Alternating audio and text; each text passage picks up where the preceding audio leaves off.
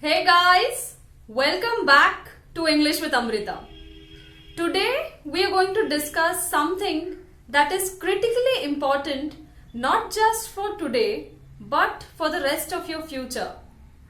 Earlier, when we used to give interviews, they used to be offline. Then, when internet came into picture, a lot of things started becoming online. And today, especially after the coronavirus pandemic, what has happened? Many of us have started applying for jobs online. We're looking on LinkedIn and then we are having a telephonic round of interview. And in most cases, today we are having interviews that are happening on Zoom, on WhatsApp calls, on Viber, or on some other social networking application that has the video feature. So today's video is going to tell you a lot about the techniques that you should use before sitting for the interview.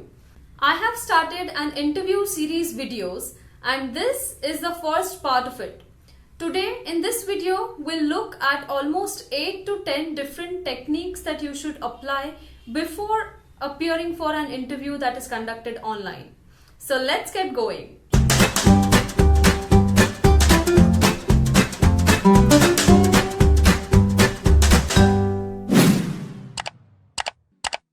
When the interviews used to be conducted offline or we used to physically visit the offices that we were going to interview in, that time the only things that used to matter were your body language, facial expressions and reaching on time and things like that, right? But in an online interview, these things definitely matter. Plus, the other things that matter are the technologies that you're using and how you're staying connected throughout the interview and not getting disconnected a lot of times, because that is a huge turn off. And you don't want to give that impression as your first impression, because the chances of you getting hired in that case can diminish. So let's look at the first important pointer that you should follow when you're appearing for an interview online. The first and the most important one is having your battery connected to the laptop or the mobile phone that you're using. We do not know what happens in the world of technology, right? Sometimes we're in the middle of doing something, in the middle of creating a document, and all of a sudden our PC just crashes or our phone just gets switched off. Now, of course, you have a brand new phone and you're damn sure that that's not going to happen. In that case, a battery backup is not necessary.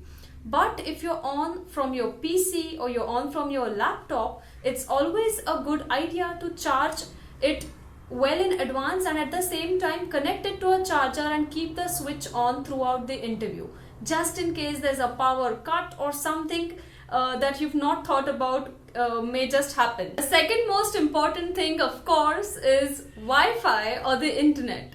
Now again, I don't even want to comment on how we face problems when the Wi-Fi just goes off all of a sudden, and then you're like, oh my god, I'm not able to see the person that I'm with on the Zoom meeting. So in that case, first of all, if you're sure that your Wi-Fi can get disconnected in between, then keep the hotspot in your mobile on. Okay, just in case the Wi-Fi goes off, you can immediately connect to the hotspot from your mobile. Now, if that also you're sure that mobile data is also not sufficient sometimes, what you can do is, just for the day of the interview, have a 1-day pack recharged in your phone, safe side. The third most important thing is, of course, the clarity of your camera. When you're physically present giving an interview, the interview can see your face clearly, right? But on the other hand, when we are online, what happens is it becomes difficult for the interviewer to see our face, and our face matters a lot. Now, I'm not talking about how good looking you are, not really, but your facial expressions, your attitude, everything is seen on your face. I'm going to talk about it in the part 3 of my video, your body language and attitude and facial expressions during an online interview. But before going to that, what is important is that everything that you are should be seen by the interviewer clearly. If you are using a laptop or a computer and if it is quite old, say 2 or 3 years old, what happens is sometimes the camera becomes hazy. What you can do in that case is maybe use a piece of cloth and just rub the camera and see if it is getting back to normal. If it is not, you can try using something like this. Okay, this is a camera that I use for my personal sessions that I conduct or the client meetings that I have. Okay, this one has a lot of flexibility and a lot of features. You can just put it at the top of your computer or laptop. So this has a small opening at the front. You can use it to open it and close it whenever you want, and you can adjust this also. Okay, so this is also movable. Okay, you can adjust it the way you want. So I have provided a link of this exact camera that I use right here at the top, the I section at the top. Okay, the next important thing is of course the speaker that you use, right? Because again, sometimes the laptop can have problems and our voice may not be audible. In that case, you can buy something of this sort that I use. Again, I've provided a link for it here. You can go and check it out, or you can buy some other products that you like.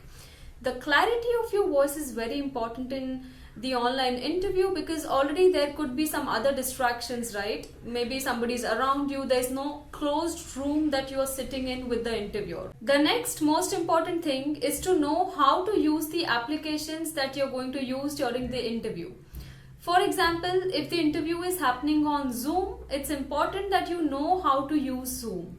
The reason being, you don't want to freak out right before the interview thinking to yourself that, oh my god, I'm not friendly with this application, I cannot use it quite well.